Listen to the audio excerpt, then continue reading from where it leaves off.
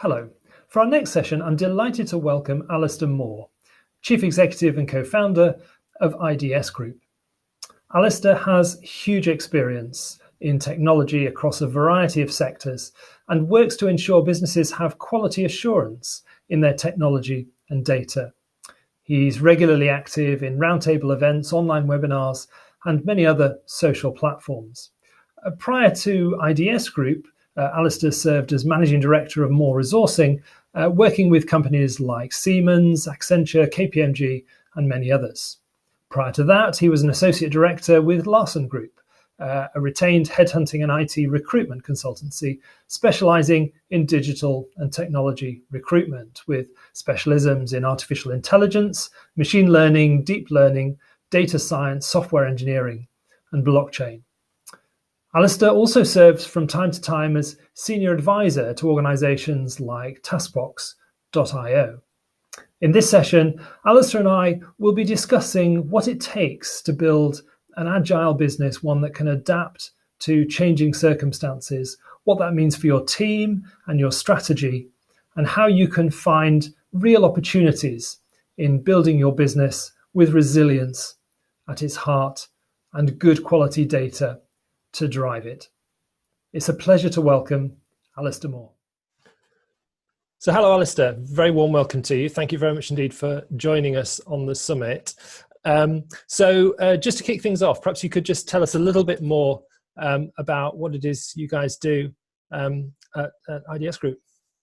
Well, first of all, thank you, Phil, for having us today. I really do appreciate it. And to kick into what we do, IDS Group is a group of companies, hence the name group.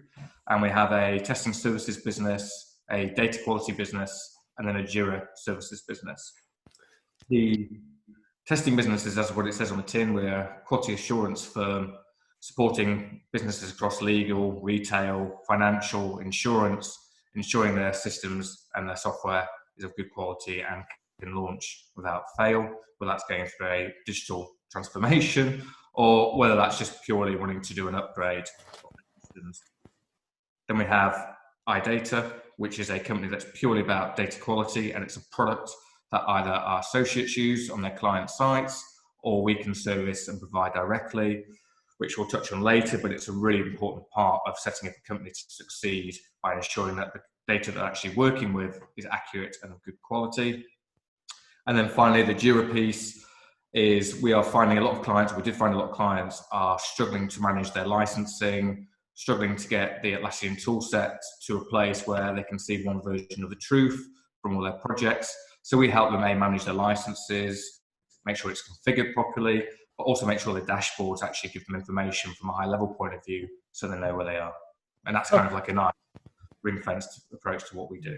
Sure. Okay, cool. That's great. Thank you. So what really interests me is and some of the things we're going to talk about, I think hopefully we'll kind of touch on this, is what you've done to grow your business and get it to a point now where it has the kind of resilience and robustness, I guess you could say, in your own business that you're helping your clients deliver in theirs.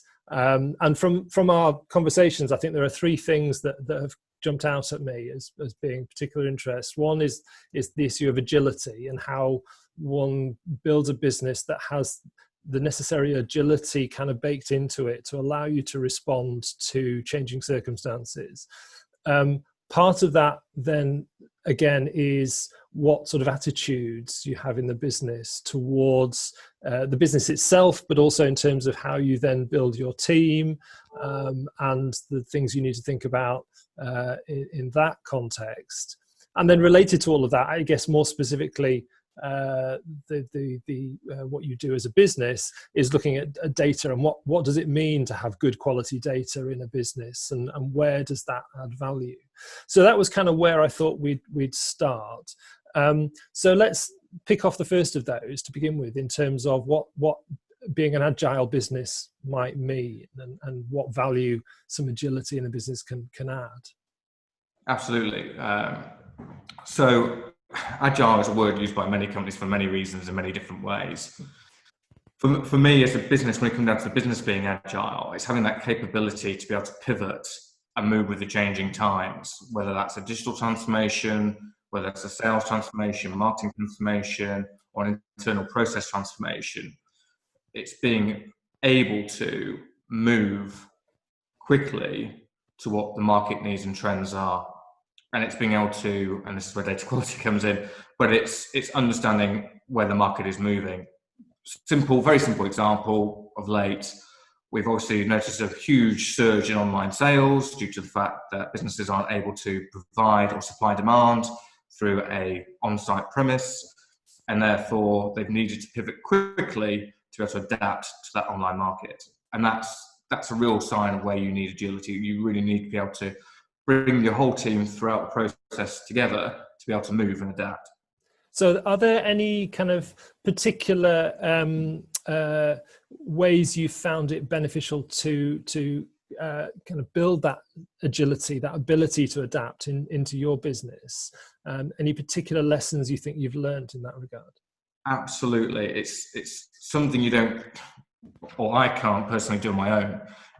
I'm very fortunate that we have a very good team around us that are aware, always being aware of looking at how to do new things better, what's going on in the marketplace. And it's that mental attitude, it's that capability of communicating together from the top and bringing it down through the business. So everybody is working in the same direction rather than having to go off in different directions. It gets a bit chaotic. Headless chicken approach is not good in these scenarios. No. So do you think... I know the pain. It's not well, exactly. I think we all recognise that to a degree. Is there a danger that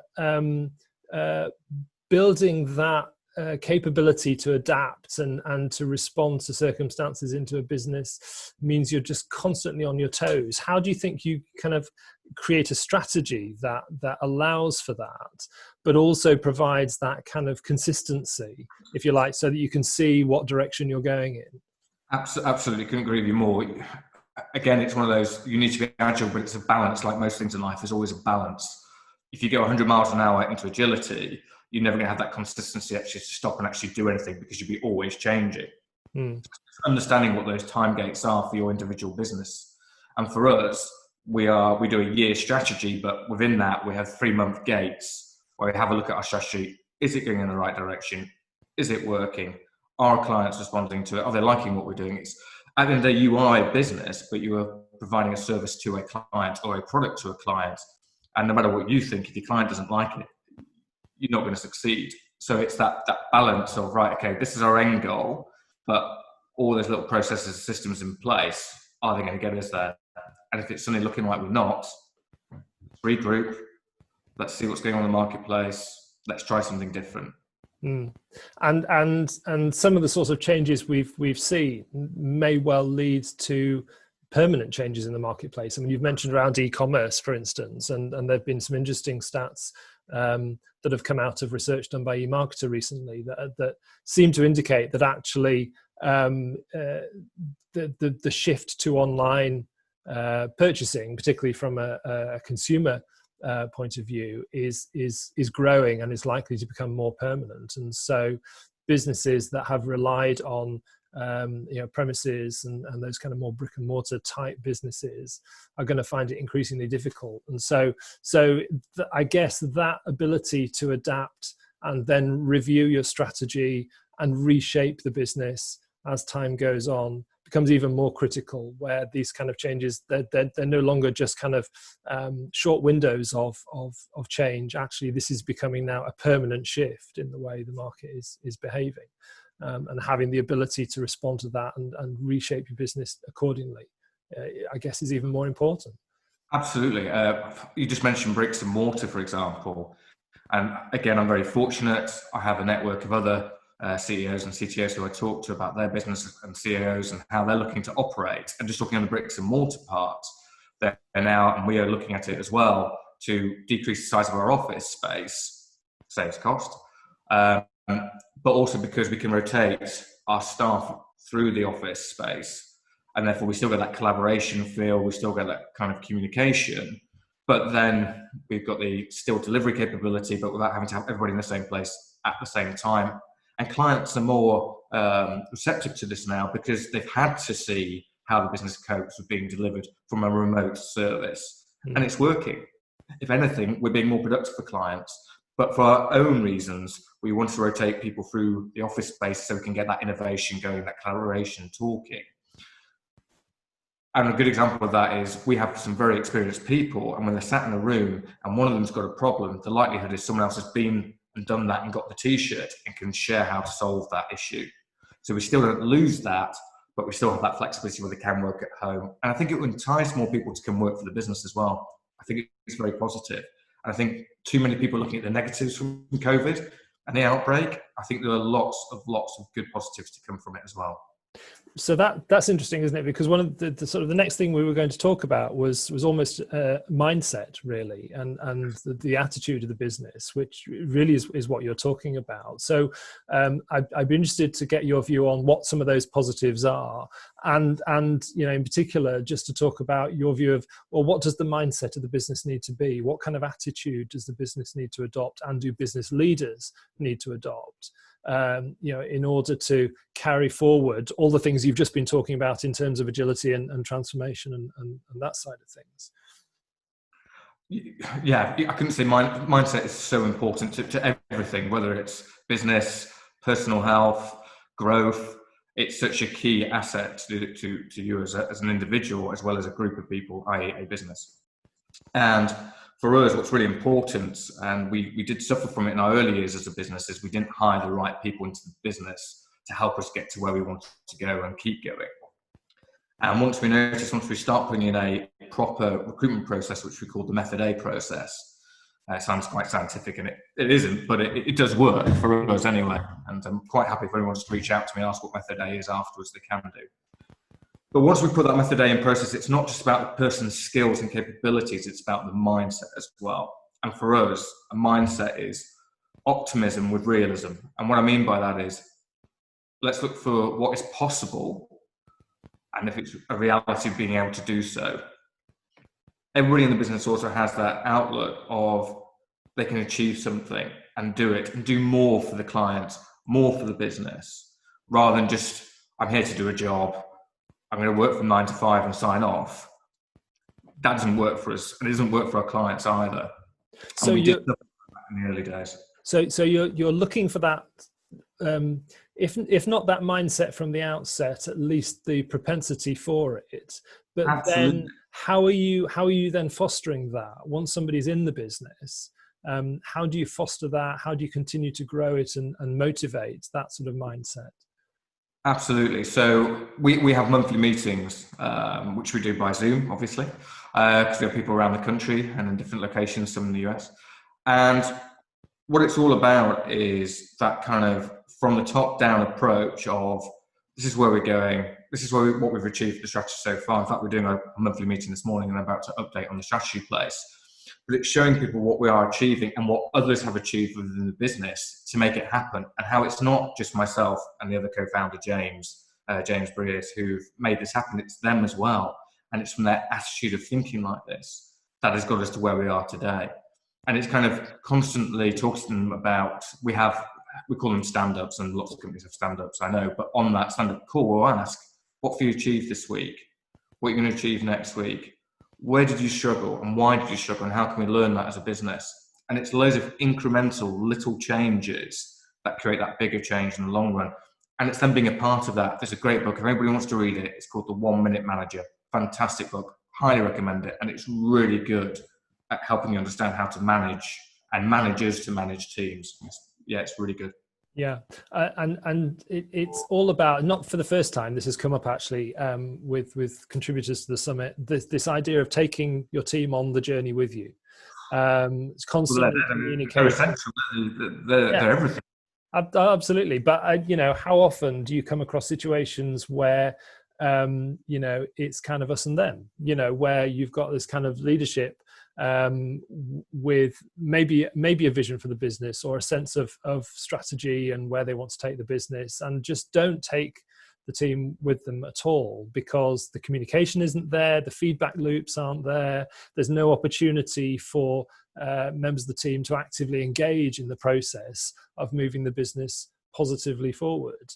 Sounds a very lovely journey, Phil. Sounds a very lovely journey that way, doesn't it? Yeah, I think it is, and I think businesses suffer for it, and yet quite often it feels anyway don't seem to learn that lesson, and you clearly show that actually it's just an essential part of how you do business day to day. I think it's from failing, if I'm honest. I think you learn very quickly as you fail. You cannot do everything. To achieve something, you cannot do it on your own. Even the big guys at Microsoft and Facebook and Amazon, they've not done it on their own. It's just they can't do everything. You can't imagine, obviously, the CEO of Facebook having to do everything from the development through to the social media. It's impossible. Yeah. Even in quite a small business, it's essential. Having the right people around you is just a critical part of the picture. And I'm also quite interested in what this means for you then, as a leader of the business. And I know one of the things you're quite interested in is how you set your day up and to succeed, and what that means for you as an individual and the value that brings to the business. So maybe that's something you could just talk about a little bit. Absolutely, and I know I'm not alone in this. And when you follow people on Instagram and YouTube and LinkedIn, all the other social media, they all pretty much the same thing. And that is, I start off my day with achieving something, and it might be something really small. It might be doing a workout and completing it, or it might be listening to a podcast to learn something more about what I can do better. Because I'm not a completed article; I'm learning every day. Some tough lessons, but I'm learning them. Or it might be just going for a walk, and it's setting yourself for achievement from the beginning and not firefighting from the beginning, because it's very depressing, it's very oppressive to be constantly firefighting from the moment you get up. So you can have something that you achieve either by yourself, or I'm very fortunate, my partner Lucy does exercise with me, to do it with someone else gives you that sense of, I can accomplish something, I can do something right, and it just sets your day up right. Don't look at your mobile phone. Don't look at your emails. Just literally get up and do something that actually makes you go, I can do this. I can achieve something. And you start happy, which is good. So in the context of all of that, so we've talked about having an agile business, one that can adapt. We've talked about how that is influenced by the mindset of the business and its attitudes. So let's then move into some more of the nuts and bolts, if you like, in terms of the kind of business you do.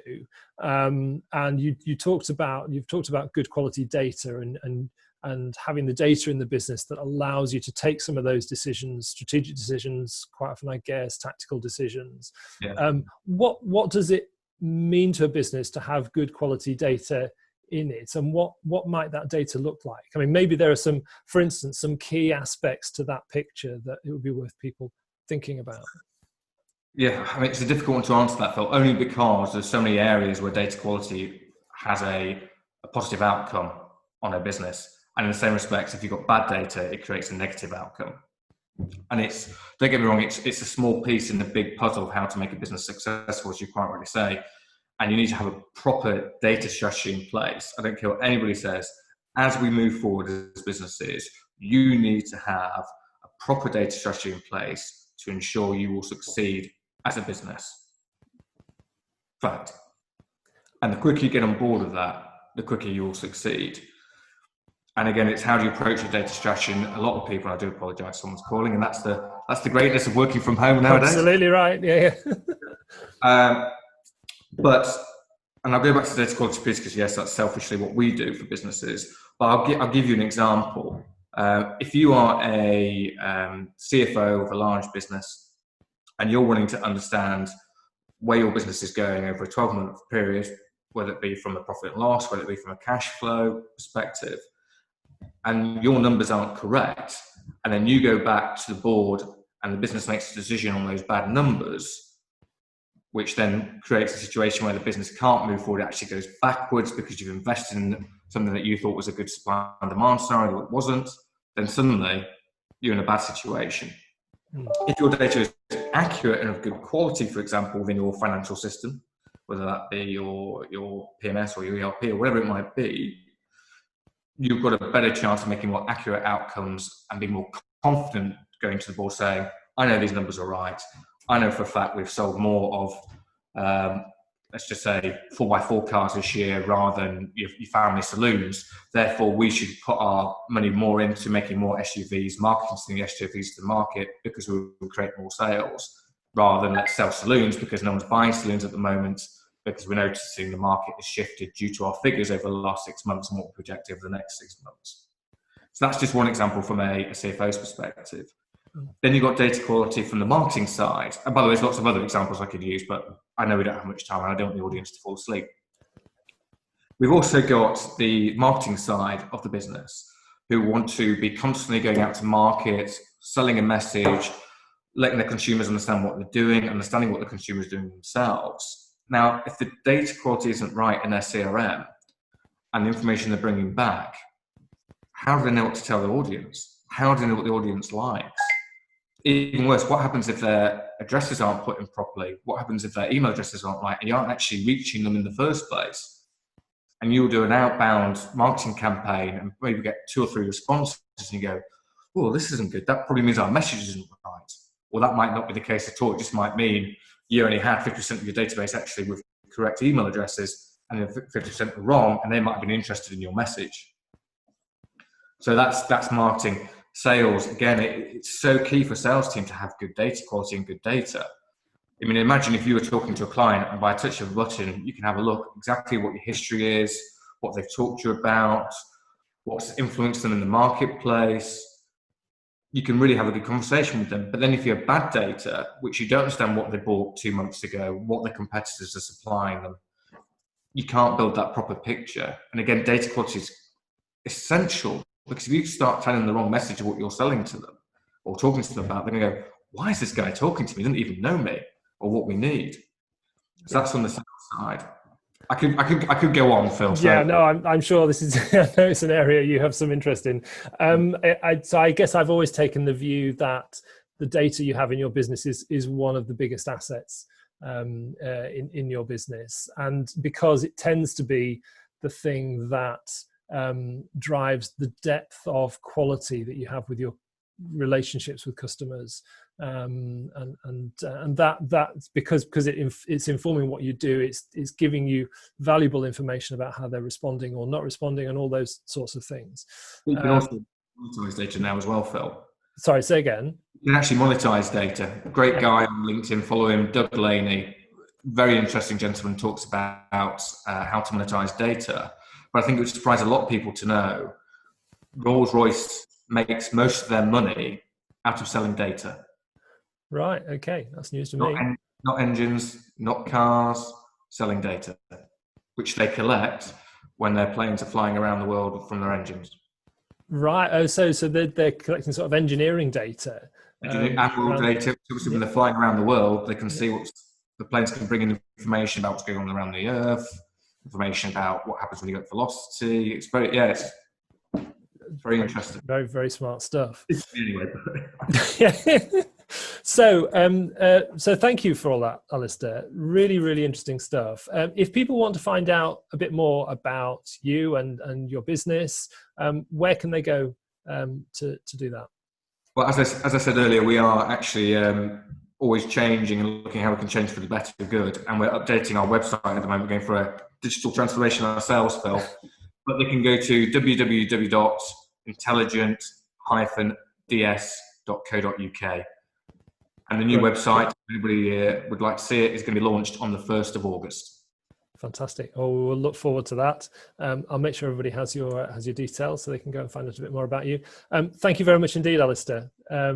Really insightful conversation. I really appreciate your time. Thank you for joining us.